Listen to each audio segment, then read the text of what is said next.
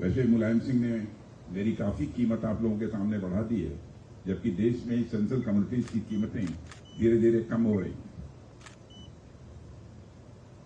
मित्रों, ये हमारे लिए बहुत ही प्रसन्नता का विषय है कि मैं इस कार्यक्रम के माध्यम से एक बार फिर से हमारे जाबाज और बहादुर नेवल वॉरियर्स के बीच यहाँ पर उपस्थित हूँ। भारत की मैरीटाइम सिक्योरिटी में आपका कंट्रीब्यूशन तथा इंडियन ओशन रीजन में आपकी स्ट्रांग प्रेजेंस देशवासियों के लिए हमेशा भरोसे और एक विश्वास का विषय रही है। आपके साथ बिताया गया कोई भी समय साथियों मेरे लिए यादगार का यह लम्हा होता है। मुझे याद है कि पिछले वर्ष भी जून माह में ही अंतर्राष्ट्रीय योग दिवस के अवसर पर मैं हमारी नेवी के ऑफिसर्स और सेलर्स के बीच में था। हालांकि उस समय आईएनएस विक्रांत पर थे और आज हम सब आईएनएस जलाश्व पर हैं। साथियों, जैसा कि आप सब जानते हैं कि माननीय प्रधानमंत्री श्री नरेंद्र मोदी के नेतृत्व में मुझे एक बार फिर से रक्षा मंत्रालय का दायित्व सौंपा गया है। दिल्ली में बहुत सारे काम होते हैं, जाने कितनी फाइल्स, जाने कितनी मीटिंग्स, इसी तरह के और भी बहुत सारे काम हुआ करते हैं। पर मेरा मन जाने क्यों बार बार आप लोगों के बीच आने का कर रहा था। जाने को तो मैं भारत देश की इतनी विशाल सीमा पर कहीं भी जा सकता था, पर मुझे लग रहा था मानो समुद्र की लहरें मुझे बुला रही हैं और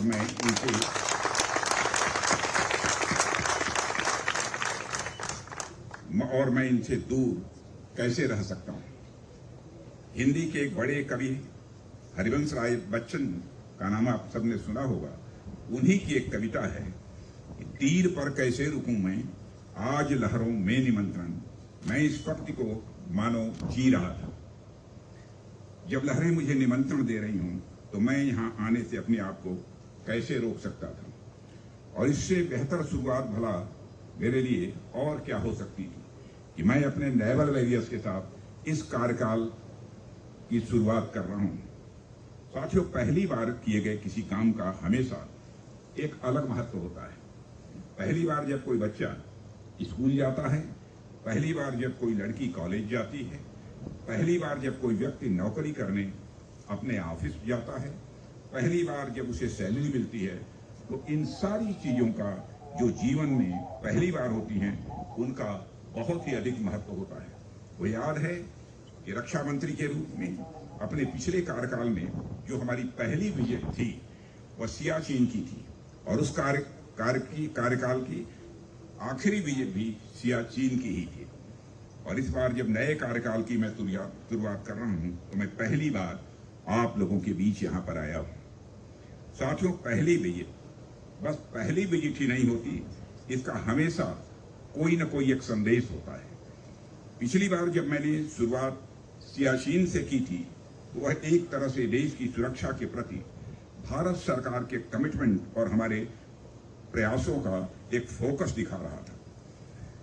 वह दिखा रहा था कि हमारी राष्ट्रीय सुरक्षा के प्रति हमारा ध्यान नॉर्दर्न बॉर्डर्स पर पूरा है और वह हमने अपने पिछले कार्यकाल में किया भी, चाहे वह देश की उत्तरी सीमा पर इंफ्रास्ट्रक्चर डेवलपमेंट हो, सड़कों के माध्यम से सीमावर्ती इलाकों को देश के बाकी इलाकों से जोड़ना हो, या फिर नॉर्दर्न बॉर्डर्स पर पीस एंड स्टेबिलिटी सिक्योर करनी हो। पिछले कार्यकाल में हमारी सरकार ने इन सभी एरियाज पर फोकस किया था। हालांकि इसका अर्थ साथियों यह नहीं है कि हमने अपने पिछले कार्यकाल में इंडियन ओशन रीजन की ओर ध्यान नहीं दिया। हमने उस कार्यकाल में भी हमारी नेवी और मैरीटाइम सिक्योरिटी का पूरा ध्यान दिया था, लेकिन इस कार्यकाल में हमारे नेवल वॉरियर्स के बीच में मेरी पहली विजिट के माध्यम से मैं ये बताना चाहूंगा कि अब हमारा फोकस भारत की समुद्री सुरक्षा को और अधिक मजबूत करने और इंडियन ओशन रीजन में हमारी नेवल पावर की स्थिति को और अधिक प्रभावी और सुदृढ़ बनाने की ओर होगी। वह चाहे उत्तर का हिमालय हो या हिंद महासागर हो, देश की सीमाओं की सुरक्षा को लेकर लगातार रोबस्ट करना और हमारी यह पहली प्राथमिकता होगी। साथियों, मेरे यहाँ आने को मैं एक और नजरिए से देखता हूँ और वह नजरिया है हमारे भारत देश की भौगोलिक और सांस्कृतिक एकता का। इस अवसर पर मुझे विष्णु पुराण का एक श्लोक याद आता है, उत्तरम यत् समुद्रस्य हिमाद्रश्यैव दक्षिणम वर्षं तद भारतम नाम भारती यत्र संततिः।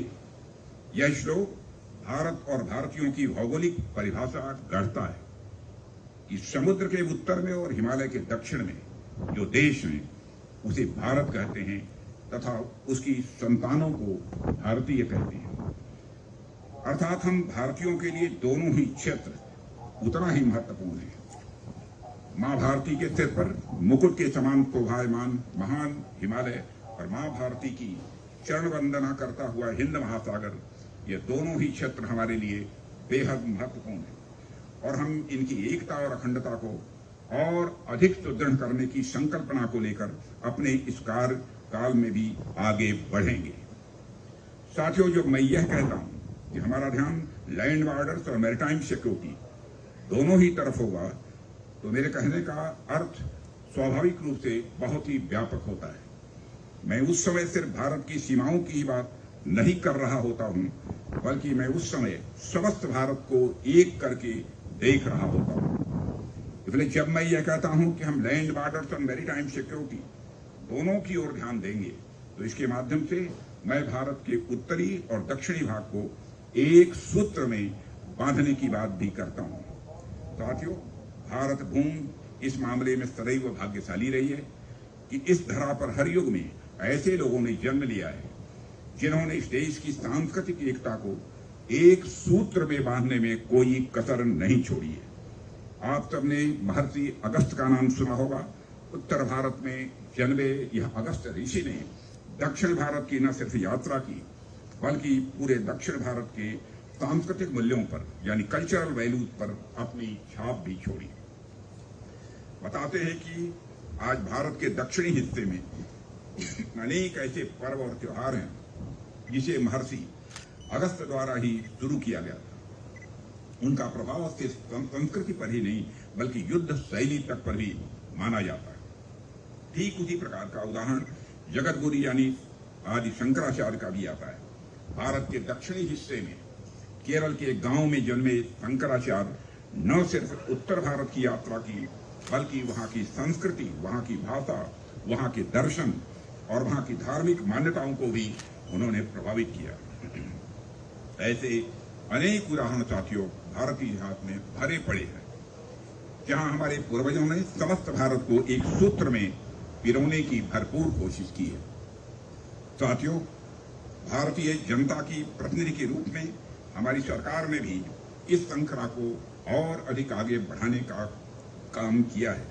वैसे तो मेरे पास काशी तमिल संगमम, सौराष्ट्र तमिल संगमम जैसे अनेक इसके उदाहरण हैं, लेकिन मैं इनके अलावा भी एक उदाहरण की ओर आपका ध्यान दिलाना चाहूंगा। आप सबको याद होगा कि 2019 में लोकसभा चुनाव के दौरान जब चुनाव प्रचार की समाप्ति हुई थी, तो माननीय प्रधानमंत्री जी ने केदारनाथ में अपनी साधना के लिए कुछ समय व्यतीत किया था, जो भारत के उत्तरी भाग में है। और इस बार जब 2024 में लोकसभा चुनाव के दौरान चुनाव प्रचार की समाप्ति हुई, तो माननीय प्रधानमंत्री जी ने अपनी साधना के लिए भारत के दक्षिण भाग में स्थित विवेकानंद रॉक मेमोरियल को ही चुना। ऊपरी तौर पर देखने में यह दोनों ही कार्य साधारण लग सकते हैं, परंतु उनके मूल में वही बात है कि कैसे हम भारत के उत्तरी और दक्षिणी दोनों ही भागों को एक साथ लेकर चले। साथियों, उसी क्रम में आज जब मैं आपके बीच आईएनएस जलाश्व पर यहाँ उपस्थित हूँ, तो मैं इंडियन ओशन रीजन में भारत की भूमिका और इंडो पैसिफिक रीजन में हमारी प्रेजेंस को लेकर कुछ बातें भी आपसे मैं करना चाहूंगा।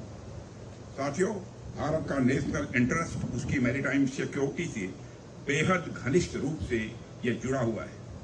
हमारी मैरीटाइम सिक्योरिटी की मजबूती हमारे देश की सॉवरेनिटी की मजबूती की यह पक्की गारंटी है।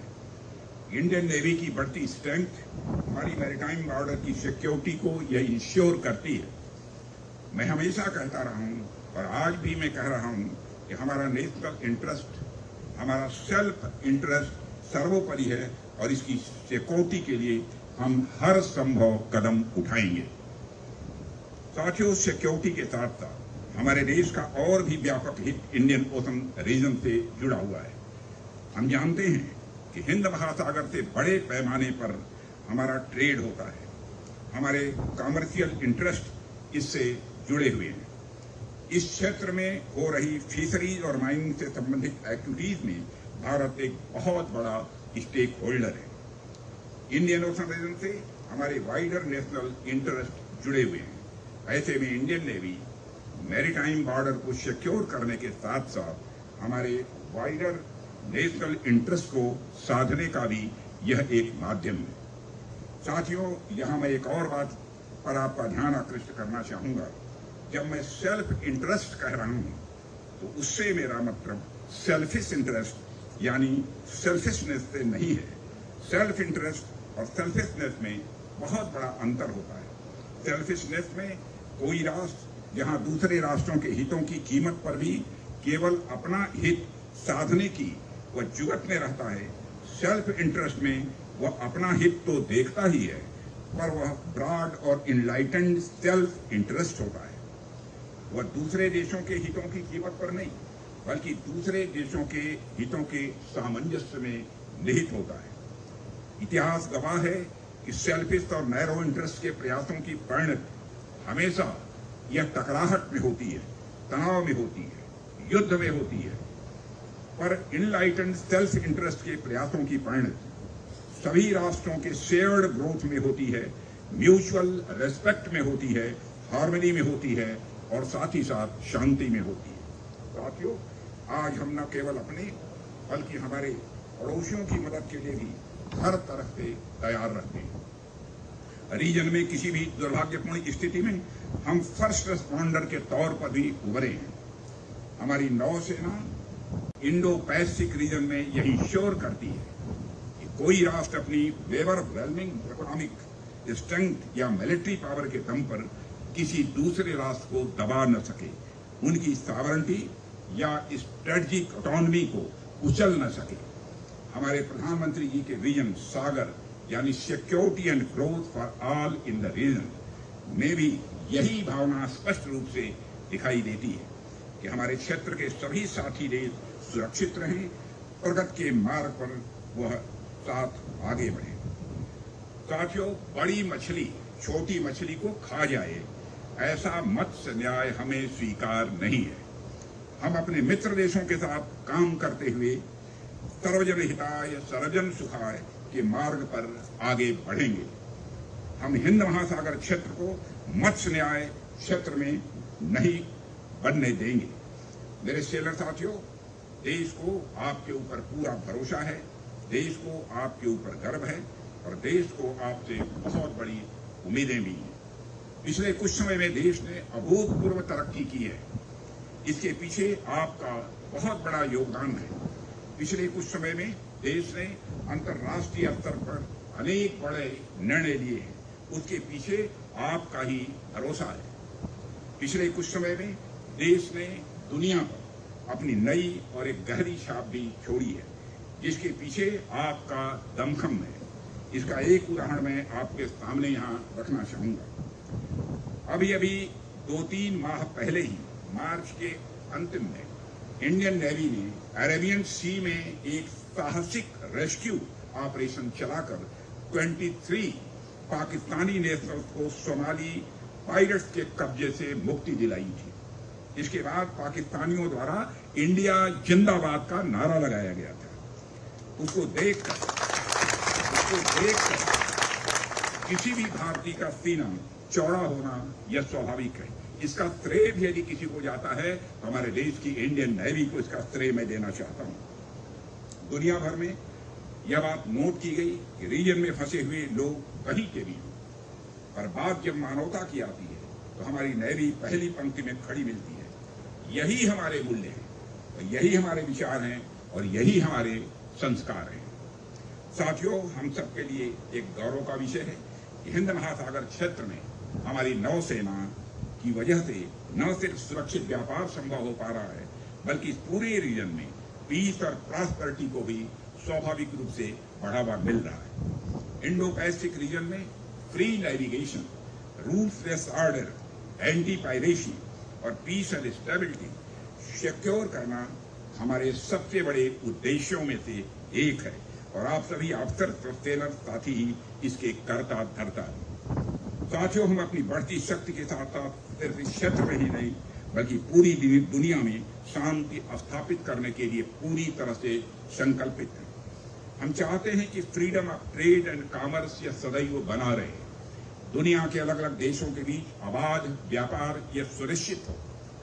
हमारी बढ़ती शक्ति का उद्देश्य है कि हम रूल्स बेस्ड वर्ल्ड ऑर्डर को सुनिश्चित करें। हमारी बढ़ती शक्ति का उद्देश्य है कि हम हिंद महासागर तथा हिंद प्रशांत क्षेत्र में इलीगल एंड अनरेगुलेटेड फिशिंग को भी रोकें।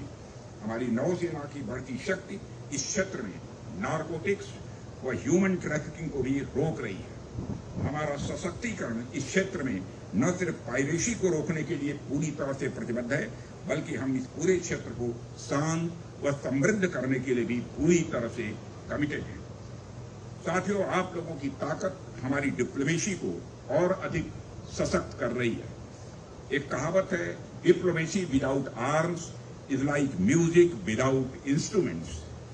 मुझे पूरा विश्वास है कि हमारे इस उद्देश्य की प्राप्ति में भारतीय नौसेना इसी प्रकार अपनी प्रभावी भूमिका का सदैव निर्वाह करती रहेगी।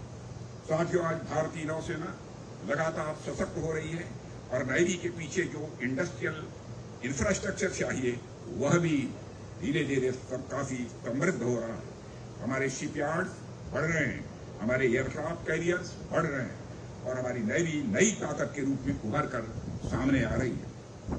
साथियों, हमने पिछले कार्यकाल में भी इस दिशा में प्रयास किए हैं और हम अपने इस कार्यकाल में भी अपने उन प्रयासों को और तेजी देने की भरपूर कोशिश करेंगे। साथियों, एक बात और कहकर मैं अपनी बात समाप्त करूंगा। इसे मैं अंत में इसलिए कह रहा हूं क्योंकि मेरी नजर में यह सबसे महत्वपूर्ण बात है।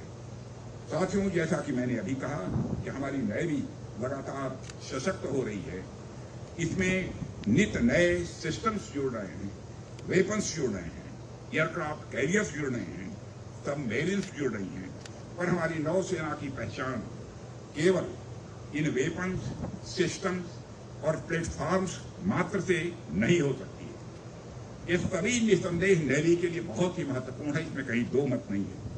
और हमारी नौसेना की असली पहचान आप सब ऑफिसर्स और सेलर्स हैं जो अपना पूरा जीवन इन लहरों पर बिता देते हैं। इसकी असली पहचान आप सभी मेन एंड वुमेन हैं जो राष्ट्र की सुरक्षा के लिए अपना जीवन दांव पर लगाने के लिए सदैव तत्पर रहते हैं। हमारा नौसैनिक जो चाहे केरल से हो या कश्मीर से, चाहे गुजरात से हो या अरुणाचल से, परंतु राष्ट्र को सर्वोच्च रखते हुए अपना सर्वस्व अर्पण करने के लिए सदैव तत्पर रहते हैं। मैं आप सभी का अपनी तरफ से शीश झुकाकर अभिनंदन करता हूं। साथियों, मैं सरकार की ओर से आपको इस बात का आश्वासन देता हूं कि भारतीय नौसेना की मजबूती के लिए भारत सरकार को जो भी करना पड़े सरकार वह करने के लिए पूरी तरह से तैयार है। आपके साथ भारत के 140 करोड़ नागरिक पूरी मजबूती के साथ खड़े हैं। आप सभी नेवल वॉरियर्स और हम सब मिलकर न सिर्फ इंडो पैसिफिक क्षेत्र में भारत की मजबूती को बढ़ाएंगे बल्कि सामरिक दृष्टिकोण से भारत की ग्रोथ एंड डेवलपमेंट को भी एक नया डायमेंशन देंगे। इसी विश्वास के साथ मैं एक बार आप सभी को फिर से धन्यवाद देता हूं और भारतीय सेना को मैं तथा आप सभी को आपकी भविष्य की योजनाओं के लिए ढेर सारी शुभकामनाएं देते हुए अपना निवेदन यहीं समाप्त करता हूं। आप सबको बहुत बहुत धन्यवाद। एक साथ बोलेंगे, भारत माता की जय, भारत माता की जय, भारत माता की जय। बहुत बहुत धन्यवाद।